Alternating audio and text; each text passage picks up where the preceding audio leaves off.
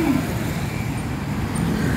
makanan yang juga tata cara berbicara. Kenapa? Karena tidak ada di sini. Kita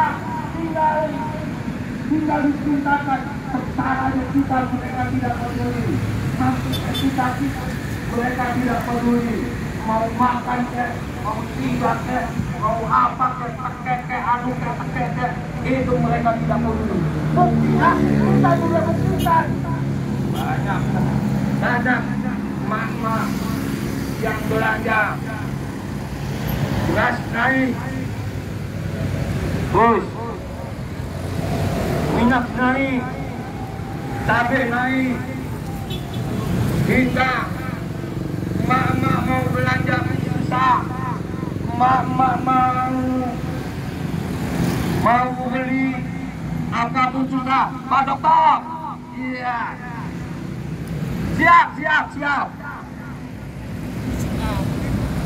Mau ngapa-ngapain susah, mau beli kue buat anak jajannya pun airnya diliburkan. Kenapa? Karena duit kita sudah tidak ada artinya. Duit kita hanya sekejap. Hei, rakyat Indonesia, dengarkan keluhan kami semuanya. Apa kalian budak? Apa kalian tuli? Jangan kalian tuli.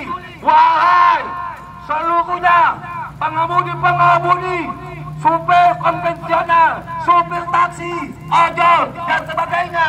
Wahai rakyat yang buka usaha di warteg dan juga di pinggir-pinggir jalan, bahkan juga kita ini susah sekarang ini. Bagaimana kalau hidup kita itu adalah makhluk yang berakal. Satu. Yang kedua, masyarakat itu yang mendiami suatu lokasi yang dipimpin oleh yang namanya pemerintah yang memiliki wilayah, sehingga di dalamnya ada satu komunitas kehidupan, yaitu masyarakat berpemerintahan. Itu adalah organisasi yang besar yang disebut negara. Singkatnya, manusia yang berada di dalam suatu negara mendapatkan perlindungan hidup dan berkehidupan. Kami berbicara di depan ini dilindungi oleh undang-undang. Salah satu undang-undang hak berbicara, yaitu menyampaikan pendapat di depan umum. Tentunya ada pemberitahuan kepada pihak-pihak terkait. Di antaranya adalah pihak kepolisian. Polisi dibagi dalam beberapa versi. Ada polisi lapangan, ada polisi laut, ada polisi udara, ada polisi di dalam kantor, ada polisi di lapangan. Secara keseluruhan, polisi adalah penegakan hukum, yang menegakkan hukum atau hukum yang hidup atau hukum yang bergerak atau hukum yang berjalan. Itu adalah polisi. Ada juga lembaga hukum, legislatif, yudikatif, dan eksekutif. Ini semua dalam lingkaran satu hukum. Nah, Bapak Ibu hadirin, antum masih ada yang bicara? Ya, gantian. Saya mau bicara sekarang. Hari ini kami berada di sini bukan untuk bapak-bapak yang ada di jalanan. Kalimat kami sesungguhnya untuk para wakil-wakil kami yang ada di Majelis Permusyawaratan Rakyat, wakil-wakil kami yang ada di Dewan Perwakilan Rakyat, wakil-wakil kami yang ada di DPD, Dewan Perwakilan Daerah. Tetapi kondisi yang dibutuhkan saat ini sungguh-sungguh kantor yang megah ini, yang dibangun oleh keringat polisi, yang dibangun oleh keringat rakyat, ternyata hari ini pimpinan negara kita yang tidak becus. Ternyata DPR, MPR, dan DPR di DPD tidak dapat menyuarakan hak-hak rakyat. Hei, siapa yang ada di dalam? Ini kantor rakyat. Ini kantor rakyat. Ini kami datang untuk menagih apa pos-pos yang mau merapat. Kenapa kantor ini sudah dibakar? Kenapa sudah diblokade? Apakah blokade ini akan menghambat keinginan rakyat untuk masuk? Woi, kecil blokade ini. Tembok Berlin pun rata, tembok Cina pun rata. Ketika rakyat mau mengambil alih kekuasaan, maka pakar-pakar yang dianggap megah oleh pihak pengamanan, PAMDAL, DPR RI, woi kecil, hanya cukup satu botol air aqua. Semua yang ada hitam-hitam ini bisa rata, nggak usah pakai bakar-bakaran, cukup dengan kimia. Kami yang turun ini adalah para ahli di bidangnya masing-masing. Jadi apalagi dengan senjata, yang bikin senjata bukan polisi, bukan tentara, tetapi masyarakat sipil dalam sains persenjataan. Maka yang bikin senjata itu adalah masyarakat. Jadi bapak-bapak polisi juga ke depan jangan sampai ada yang menjadi ekstra kemampuan berpikir rakyat itu lemah. Ketika rakyat bersatu, maka tidak ada yang kuat. Karena yang dijamin oleh kitab-kitab suci, baik itu Al-Quran, Injil, dan kitab-kitab lainnya, yang dijamin itu untuk dunia dan akhirat adalah masyarakat atau rakyat yang berdiami, dan sesungguhnya para pemimpin akan diadili khusus di dunia dan di akhirat. Pemimpin kita hari ini sejak masuk sudah diragukan bapaknya siapa, mamanya siapa. Ternyata keturunan komunis itu anti Pancasila. Polisi dan TNI itu anti Pancasila, yang melegalitas lahirnya pemimpin yang komunisme. Jadi bapak-bapak polisi, silakan buka sejarah Joko Widodo. Bapaknya dan kakeknya itu antek-antek dari Cina dan pembawa komunis masuk ke Indonesia. Datanya silakan buka di YouTube masing-masing.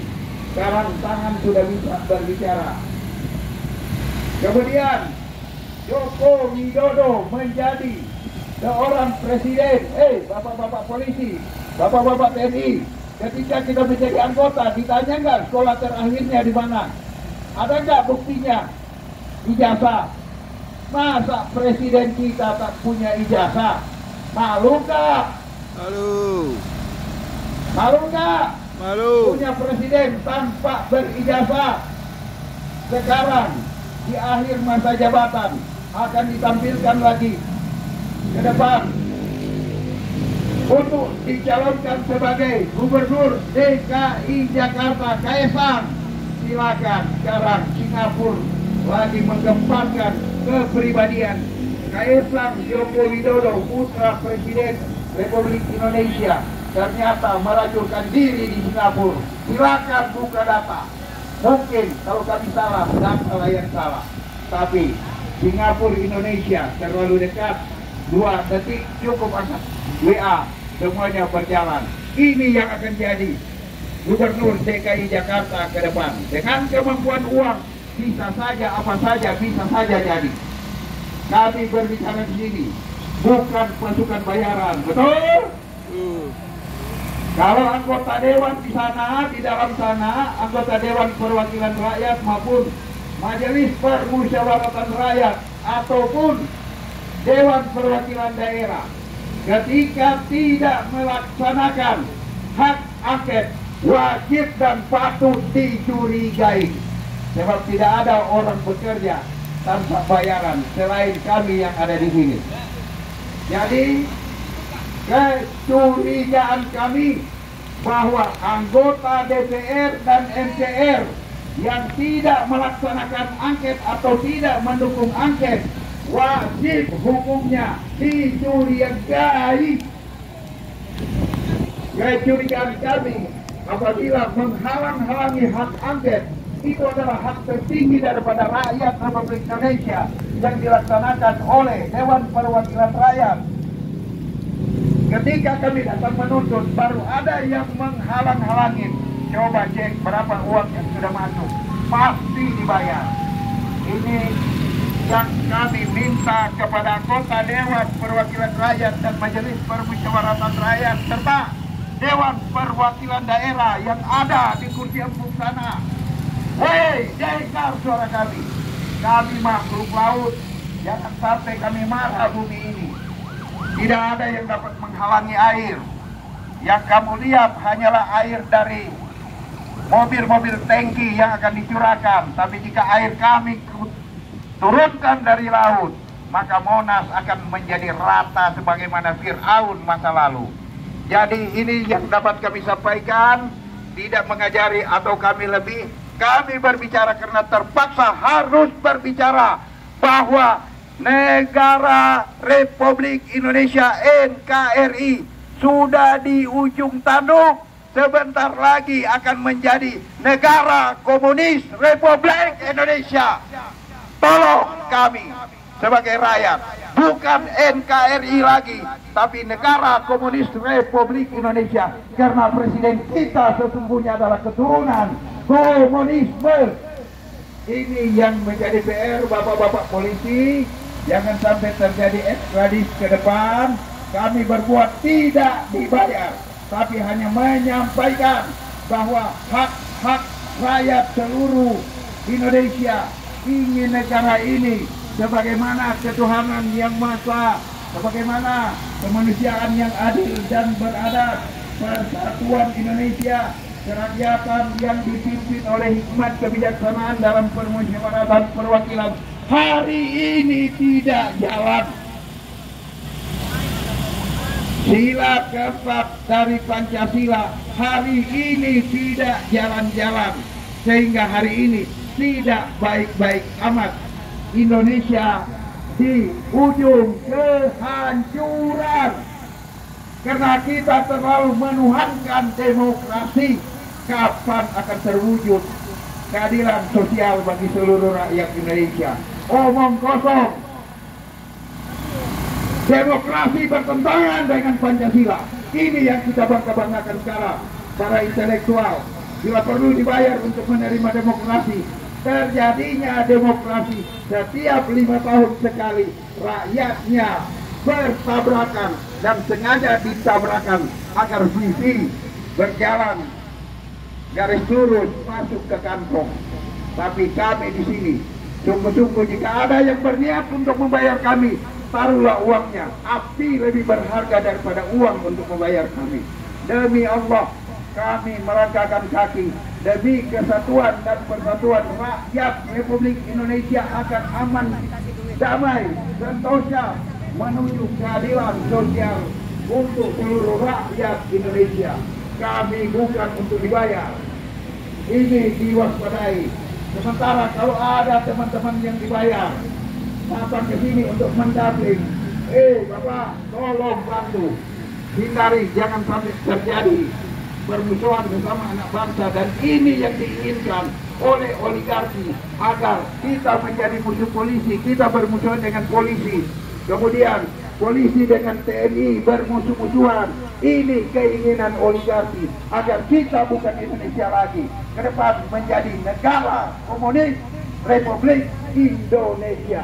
Hindari kembali ke Pancasila dan Undang-Undang Dasar 18 Agustus 1945. Wajib setiap warga negara harus mematuhi dan menyelenggarakan negara berdasarkan Pancasila dan Undang-Undang Dasar 1945, bukan Undang-Undang Dasar tahun 2002. Ini wajib kita tahu, wajib kita laksanakan. Efek daripada amandemen Undang-Undang Dasar hari ini maunya bersama rakyat Indonesia bertabrakan. Bahkan ada yang masuk pada kelompok kecil untuk bagaimana memecahkan konsentrasi. Ini pun dicurigai.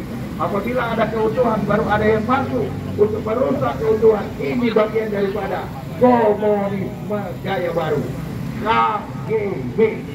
Waspada, waspada, waspada.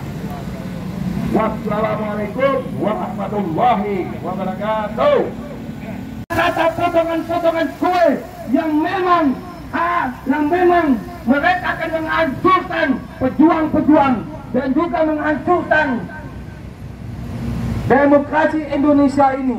Maka dari itu saya serukan kepada kalian semuanya, wahai rakyat Indonesia, jangan kalian mau dibodohi, jangan kalian mau dibodohi, dan jangan kalian mau disuap oleh beberapa butiran. Pertama, butiran beras, minyak, cabai, dan sembako yang memang menghancurkan kedaulatan rakyat dan demokrasi ini. Kenapa? Rakyat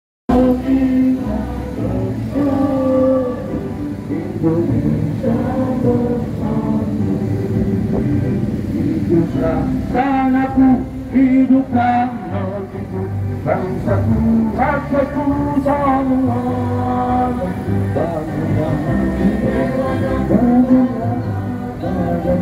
Untuk Indonesia Raya, Indonesia Raya, tanahku yang ku cinta. Indonesia Raya, merdeka, merdeka, hiduplah Indonesia Raya.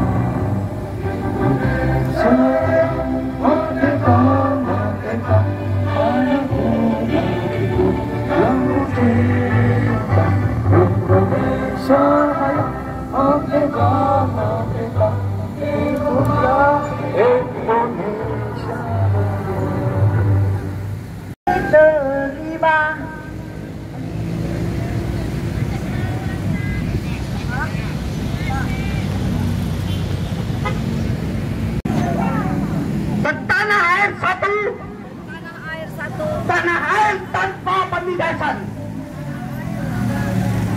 Kami rakyat Indonesia bersumpah berbangsa satu, bangsa yang gantung akan keadilan. Kami rakyat Indonesia bersumpah berbahasa satu, bahasa tanpa kemunafikan. Baik, terima kasih Bapak Ibu sekalian. Kami membakar semangat kalian semua bahwa yang ingin saya sampaikan adalah jangan lelah menyuarakan kebenaran, jangan lelah menyuarakan keadilan, jangan lelah membela kaum miskin yang tertindas. Maka dari itu kami ingin seluruh rakyat Indonesia, kaum buruh, petani, nelayan, kaum miskin kota, para pelajar, mahasiswa, dan seluruh rakyat yang menuntut keadilan hari ini, kita suarakan bahwa segera gulirkan hak angket agar kecurangan-kecurangan pemilu yang secara sistemis, sistematik, dan terstruktur bisa terungkap kebenarannya. Kita tentunya tidak ingin melihat kejadian seperti ini. Inilah wajib Bapak Ibu, kita perjuangkan aspirasi kita kepada anggota dewan yang terhormat.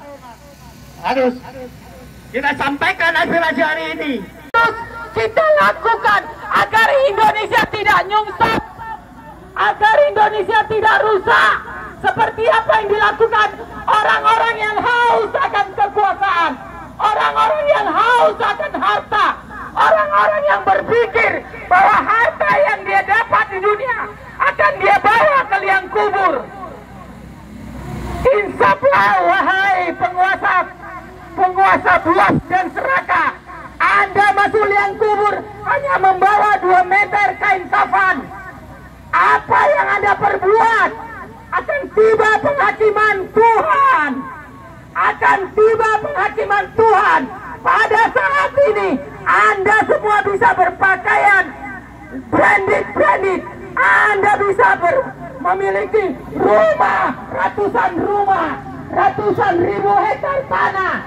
Tapi lihat saatnya kemana Anda berakhir, hanya 2 kali 4 meter. Itu pun kalau Anda tinggi.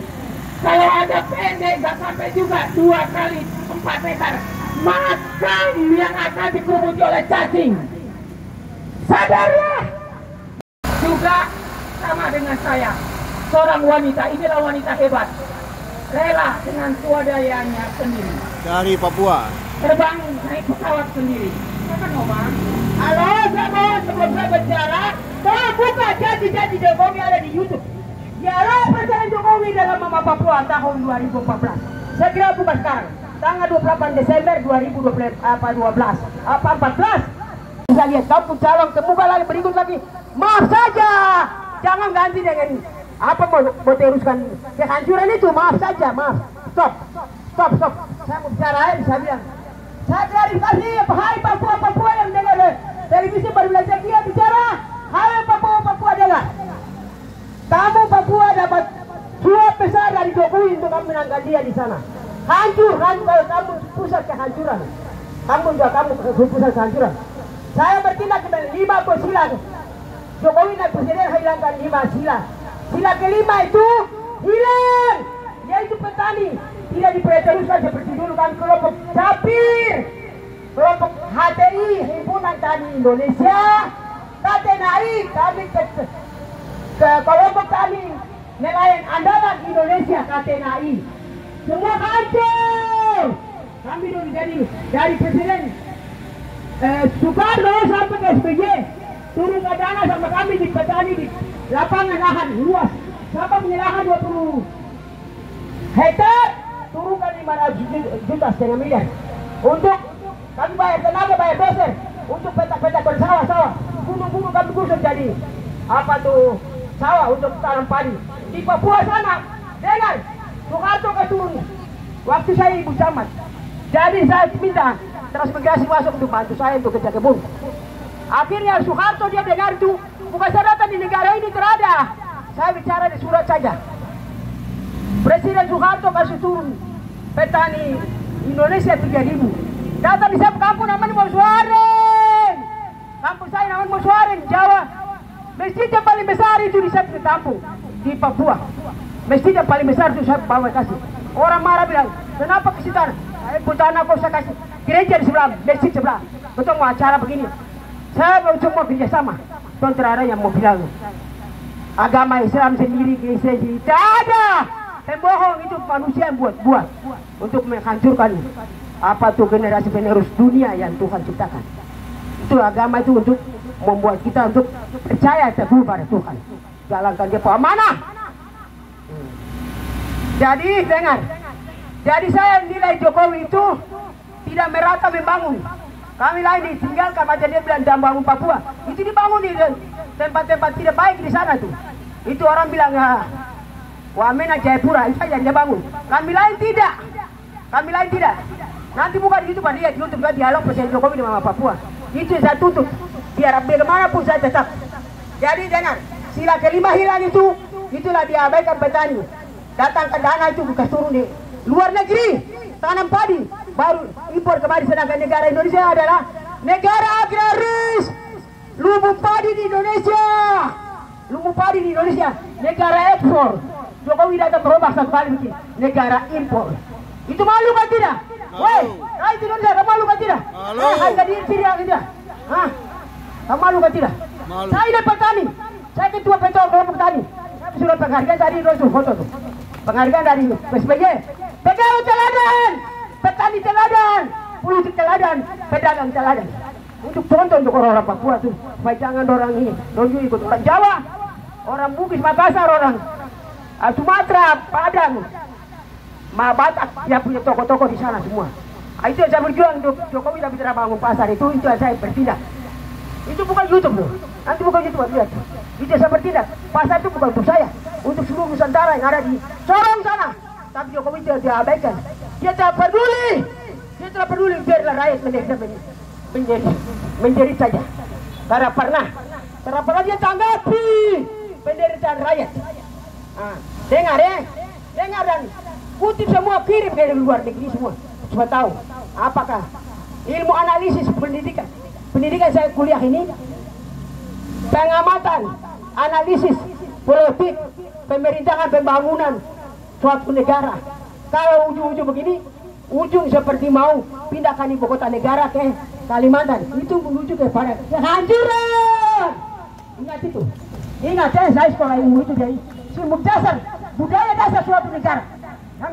Saya kasih tahu saya tempat studi itu di luar negeri, bukan di sini. Di sini saya pergi ke Bogor, saya pergi di Jambi sana, saya pergi di Tegal sana, saya pergi di Madiun sana, saya pergi di Jepara, Ibu Kartini punya kampung sana. Saya kerja kembali di situ. Tapi kalau mau analis politik itu saya ke Indonesia, bukan Indonesia. Jadi begini, dengar. Jadi yang non produktif, kenapa saya kritik Presiden kepala negara kan atur salah tuh. Bukan saya sendiri yang kritik, semua orang kritik. Dengar, orang Papua dengar. Jambilan salam, dengar YouTube kasih keluar di YouTube baru dengar.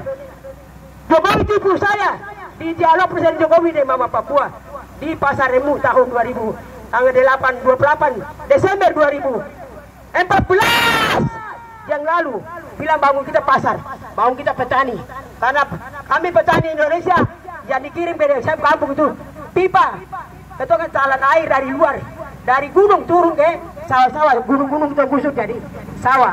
Jadi itu untuk kuat dengan Jawa-Jawa yang di sana kuat dengan air irigasi. Irigasi itu diturunkan dari gunung datang. Begitu Jokowi masuk, SBY biasa perhatikan terus. Begitu dia turun langsung dia pipa itu patah. Akhirnya sekarang kami krispon tidak bisa tanam padi karena tidak ada air. Kami sudah lapor, tulis surat apa semua tapi tidak bisa ditanggapi. Jadi biarkan kami petani padi ini sengsara. Jadi suruh tanam hortikultura dengan palawija untuk melangsungkan hidup. Sedangkan yang lumut padi itu adalah pokok Indonesia.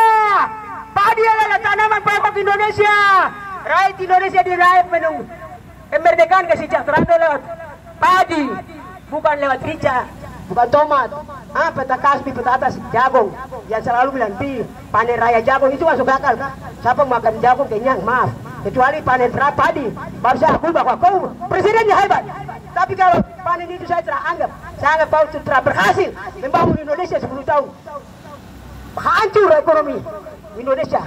Datangkan drop dana di luar negeri untuk tanam padi, baru impor kemari ke Indonesia, jual lebih mahal. Sedangkan negara Indonesia negara agraris, negara ekspor. Anak-anak, kamu belajar ilmu jiwa manusia. Tahu? Kamu polisi itu belajar ilmu jiwa tuh. Ujung-ujung kehancuran ini. Kamu polisi kamu belajar ilmu jiwa. Mama ini sudah ini ujung-ujung kehancuran. Memindahkan ibu kota negara, biarkan petani terlantar.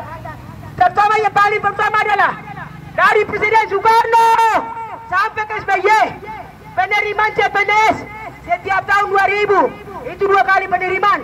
Bulan April 1000 pegawai CPNS, bulan Oktober 1000 pegawai CPNS. Sampai datang di Jokowi dia hancurkan. Akhirnya banyak sarjana, anak-anak yang usia tinggal pikul ijazah sarjana S1, S2. Itu mereka umur sudah lewat. Mereka tidak bisa dapat pekerjaan. Jadi mereka menganggur, kerja yang kasar, kakaruhan, terutama banyak mengamin. Jadi kemiskinan mulai rajalela di Indonesia. Saya kasih tahu terus terang ya. Kamu jangan anggap remeh untuk mau mempertahankan orang ini dan meneruskan dan dia panas. Stop. Karena ini menuju kehancuran. Hati-hati loh. Hati-hati.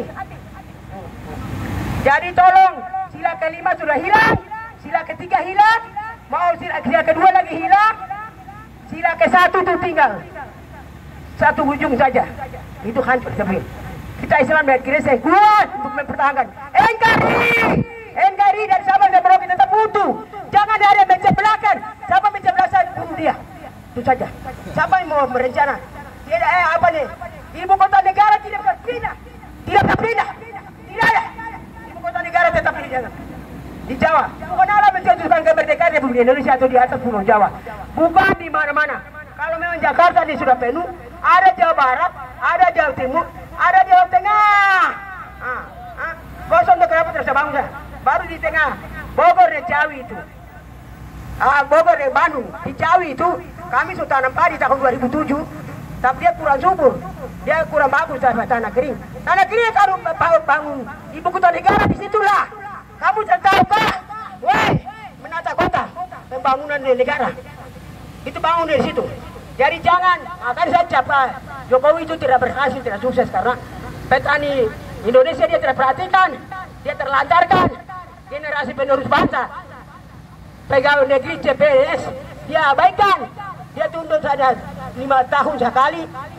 Berarti dana untuk KKN memutus keluarga yang masuk lulus bayar baru lulus. Jadi hati-hati. Jadi tolong saya kasih peringatan. Hati-hati jaga kita Nkri. Jaga keutuhan bangsa, sahabat Merauke. Jaga. Siapa yang sembarang melawan sama saya? Saya berdosa sekali dia mati. Kalau yang mau mecahkan negara ini. Itu saja. Saya kasih tahu terus terang. Bukti saja, saya bukti. Banyak.